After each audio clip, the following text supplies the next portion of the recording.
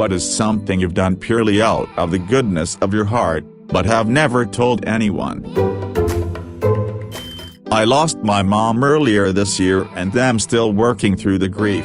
The first week I came back, my coworkers had gave me a check for several $100s as a kind gesture. I was truly overwhelmed by the generosity. The following week I came into the break room to find one of the techs with a lost look on her face. She had just gotten a phone call that her brother had been murdered the night before. She had moved to our city just a year prior and didn't have any family close by. As I held her and listened to her cry, I booked her a flight home. It was several $100s as she is from a small town and the flight was for later that day. I told her to go be with family and let me know when she was ready to come back. I had no doubt that is exactly what my mom would have wanted me to do. Waiting to see my doctor, I see an elderly man with a walker talking to a driver's service for seniors. Handicapped people about get on him a ride home. Apparently there was a mix-up and they couldn't get a driver there. My doctor called me in and when I came out, the elderly man was still there talking to the driver's service. I told the guy if he trusts me I'll take him home. He responded, but I haven't seen the doctor yet. I told him I'll wait. Dude looked like he was going to cry. He was actually a really nice man and it was a pleasant ride. As a former teacher, I've had a student that was left at school after a really great field trip. Her mom was getting her hair done and basically told her she needed to wait at the school until she finished. She told her, on the phone, that she shouldn't have gone on the field trip if she wanted to come home that night. My student was 11. I waited with her for 2 hours after we had returned. We did puzzles, jump roped, and just talked about life. I often think about her and how's she doing. I would have driven her home myself if I could have. Nothing like the other ones, but my mom had saved forever to buy herself her dream dining table and chairs. They were super expensive but she had a picture on the fridge. Saved for a year and knew she'd have them forever. I visited one day when she wasn't home. My parents have no issue with us coming over without them there, and noticed the dogs had gotten in and absolutely destroyed one. They were still untrained puppies and had ripped off all the material, buttons, etc. I popped it in my car, threw it out, found a place an hour away with the same chair and bought it. $300 chair, so wasn't cheap. She doesn't know because she would have A, been shattered but found a way to fix it as best as possible, which honestly would have been impossible, and B, refused for me to replace something at that cost. I'm just glad it was me who saw it first. She's happy and always comments on how nice her table is and how she will have it forever. Lol. Edit. Wow, thank you all for the awards. I'm so shocked. My mom is an absolutely amazing woman, so there was no hesitation in doing this. She is darn stubborn when it comes to getting gifts from her children, though, so this was a way for me to say thank you, in my mind, at least, that she couldn't refuse. Haha. I was getting some breakfast one time after a late night out. I was sitting in the restaurant waiting for my food and this younger boy comes in, probably 13, 14 or so, and orders some food. By the way he was dressed and how he looked you could tell he was definitely living in rough times. He ordered and when they told him the total he pulled some added up $1 bills from his pocket and some change. He ended up like $4.05 short. He had this defeated look on his face and apologized and turned to walk out. I stopped him, asked the cashier to ring up his order, added a large drink and an extra burrito to it, and paid for the whole thing. He tried to give me the money he had and when I refused he just stood there and slowly tears came over his eyes. I told him to stay strong and not give up because things will get better. I walked out and barely made it to my car before I broke down too. I used to be that kid. I was cleaning out my car at one of the big stops where they have pull-up parking with a vacuum hose on both sides. This car pulled in next to me trying to park in the space between the spots. Me being cynical, I'm annoyed and grumbling in my head. Turns out it was this little old lady. For some people the soft spot is kids or animals, but for me it's old people. Anyway, I helped her get her parking sorted and ended up vacuuming her car out as well. In my eyes it looked pretty spotless already. My grandma treated her car the same way. By the end she was in tears when saying her thank yous. What took me all of 10 minutes would have taken her much longer. Felt good. When I was 19 I needed blood work done and it was super icy out. I just finished and was getting ready to leave when two elderly ladies came in. They commented on how slippery it was and if the clinic had anyone to help them walk back to their car. They were told no, so I sat back down and waited. Half an hour later they went in and the receptionist told me I could leave. I was done. I told her I know and sat there. When the ladies came out they looked a little scared to walk outside and they stood up and said I heard them ask for help and I would help them to their car. I walked the ladies one at a time, letting them hold me for support as I shuffled us to their car. Then, after they were both safely inside, I scrapped the ice off their car so they could leave. They offered me money, but I refused and just wished them safe travels. After they left I went to my own car, where I proceeded to fall on my butt 5 times. I have an ongoing silent feud with one branch of my family, my dad's cousins and their kids, my second cousins, and we haven't spoken or really seen each other in over 10 years. I've pretty much written them off. And I don't really care if we live out the rest of our lives without patching things up. 2 months ago, one of my cousins from that branch unexpectedly died at the age of 38. Their immediate family had always had financial troubles, so while I didn't fly across the country to attend the funeral, I quietly sent my sister a bunch of money and instructed her to pretend it was hers and pay off part of their funeral expenses. And then just last week, some of my other relatives started a GoFundMe for one of my aunts in that branch. She's my dad's oldest cousin. She has stage 4 cervical cancer and wants to leave the hospital to pass away at home surrounded by her loved ones. But the hospital won't release her until her medical bills are paid in full. This is in another country. I haven't told my dad or anyone else in the family, but I anonymously donated my last paycheck plus the money I had been saving for my upcoming birthday trip. I don't really consider it out of the goodness of my heart, though. It's just that the thought of an elderly, terminally ill person dying alone somewhere that isn't home eats away at me so much that I physically couldn't sit by and do nothing. One weekend when I was in my teens, I was wandering around outside daydreaming as bored teenagers with no close friends tend to do. In the vicinity of an old one-room schoolhouse, I found a plastic jar that said "Open Me" on the lid, and I did so. The jar was filled with dry black-eyed peas, plus, buried within, a small illustrated flyer that said "Goodbye, Earl." It was a certificate from a local country music station redeemable for free tickets to a Dixie Chicks concert. I found out the next day from a classmate that it was part of a contest in which the station gave out daily clues during airtime as to the jar's location, so listeners could search for it. I had stumbled across it entirely by coincidence. I had no interest in country music, but I knew that a girl in one of my classes was a Dixie Chicks fanatic. A couple days after finding it, toward the end of class, I left the certificate on the floor by her desk where she would find it. I had never spoken to this person, nor would I go on to. Beyond the shared space of a classroom, our millie-ucks did not intersect. Her look of sheer, incredulous joy and the way she rushed to catch up with one of her friends to show her as the class filed out was the highlight of my day.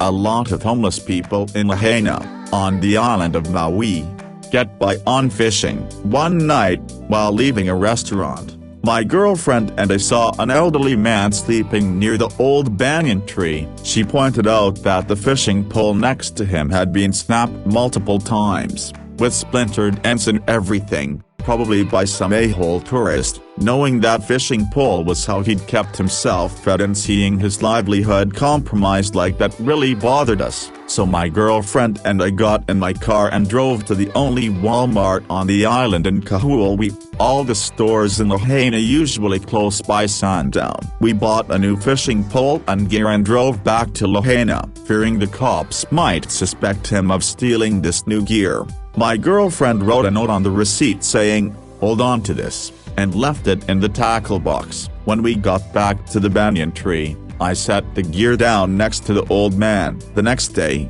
we saw him fishing with the new pole on Front Street. Please remember to practice aloha. Edit number 1. Thanks for the gold and silver. Edit number 2. Since a few people asked in the comments, the reason we know it was likely a tourist is because it was definitely not a local. Locals treat each other's fishing gear as sacred. To intentionally damage or steal one is as taboo as a Texan stealing his neighbor's propane-powered grill.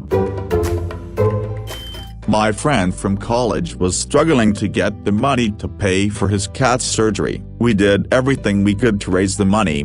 I even asked my father to put this little donation box on his craft beer bar, but we were still missing a few bucks. My friend doesn't know it, but I added some really good money to the box before handing it to him and, I still remember how grateful he was when he saw the money was more than enough. He almost told me, after the surgery, that he never believed we could make it, but he saw the dedication I put into it and believed in me. My dad was a plumber, AC repairman, general handyman and did the same shit. I found out when he died that if he could tell a family couldn't afford the quote, he'd tell them to just hold off. He'd show up once he got off work and do everything for the cost of parts. Woke up to a lot of replies to this and I appreciate the kind words. He would have been 58 this weekend, so it's nice to see a simple story about him was so well received. I could probably fill up this thread with stories about him like this. He was definitely a selfless man. When I was in high school, there was a girl that never talked to anyone, was all alone, and I never once saw her speak for long periods of time.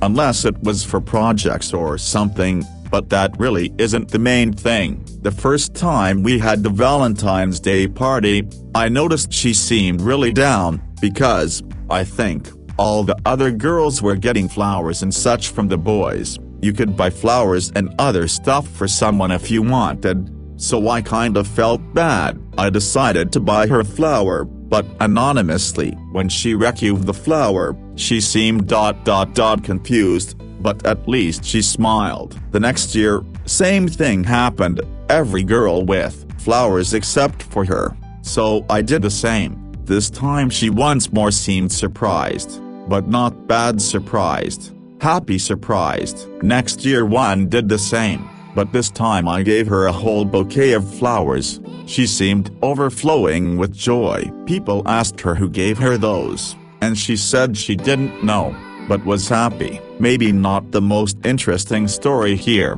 but putting a smile on someone really made me feel happy.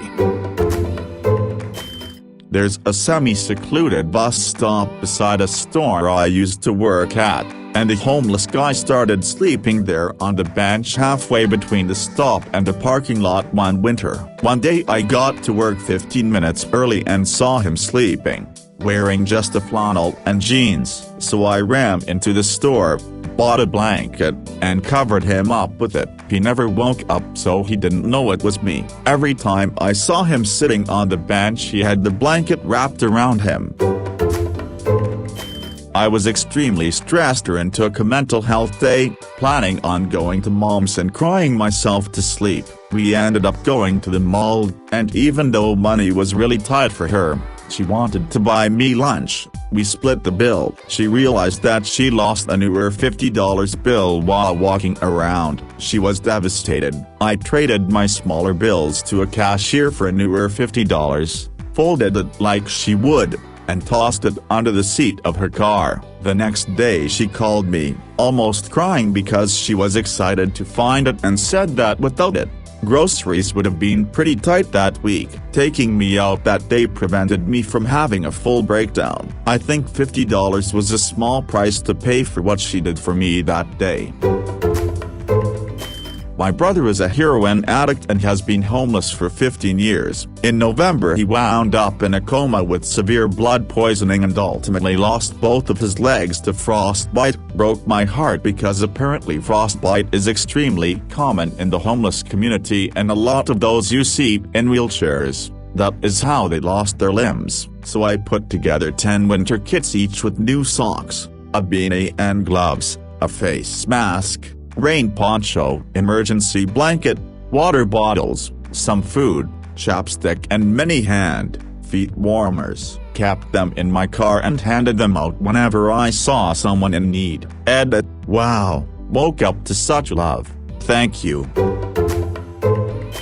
This is kinda a long one, but I'll try to keep it sorta short. Back when quarantine and stuff first started, I was headed back from the store and came across a broken down car. He had almost made it into the CVS parking lot, but the car gave out just outside of it. I pulled into the parking lot and asked if he wanted to push out of the road. He did. I pushed the car, and got it halfway up the little incline going into the parking lot, but couldn't get it any further by myself. He had a bad leg and couldn't help. Plus he needed to be behind the wheel, but it was out of the street. I asked him what happened, and he told me he had run out of gas. Asked if he had a gas can, and he pulled out a small gas can. I offered to run it down to the gas station and bring it back. On the way back from filling it up, I began to think to myself that this little bit of gas wouldn't get him very far,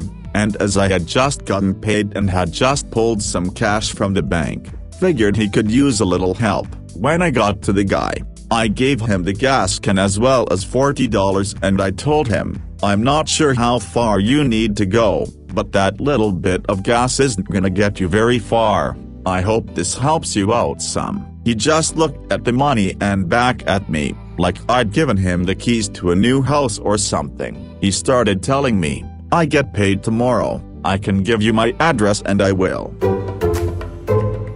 pay you back, but I insisted I didn't want anything in return. He looked like he was on the verge of tears. He explained how he had just gotten out of jail a few months before and was trying really hard to stay on the right path, working an honest job and everything, but that it was hard. He told me he would take my kindness as a sign that he was on the right path and thanked me several times. Had I known how much it meant to him, I would have given him more. I hope he's doing well. At the beginning of the pandemic, I was volunteering at a local pizza shop to distribute slices to kids who otherwise couldn't get fed because the schools were shut down. There was a woman with 3 kids that came by every few days to get slices. Turns out the father had died unexpectedly right before the pandemic started and they lost their house because of the slumlord they were renting from. The mother lost her job because she had no one to watch the kids. They were living in their minivan and things were bad for them. They were so nice and grateful, but ashamed when they'd come by to get slices that I genuinely felt for them. I had lost my job and got a pretty decent windfall of 2 months' worth of unemployment and the CARES Act at once. My landlord had a few properties open and is a close friend, so I got in touch with him and we worked out me paying their security deposit and the first 2 months of rent and he'd cover their utilities. I gave her his number and said he might be able to help and they moved in the next day. They've been there ever since and are doing extremely well now. Edit. Whoa, this blew up in a matter of no time. Thank you, everyone. I was homeless at one point in my life, but didn't have children. I couldn't just stand idly by, especially because I had been given way more money than I even knew what to do with. With everything that was happening and uncertainty of what was coming, I figured that money needed to be used for good rather than my own selfish needs. A lady was fleeing an abusive marriage without much more than her kids and the clothes on her back. Word went out within a whisper network requesting a few essentials she needed, packed up several things from the request list and also one thing that wasn't requested. I make jewelry as a hobby. Put a pair of handmade earrings into a gift bag, silver and pearls. Added a handwritten note that every woman deserves something beautiful and sending good wishes her way. On winter weekdays when I go downtown to practice the organ, there's usually a destitute man on the front steps of the locked church. When I unlock the door, I invite him in out of the cold and let him sleep on a cushioned pew in the relative warmth of the building while I practice or teach organ lessons. He's always very appreciative of the relief from being outside and leaves with obvious appreciation when it's time for me to go.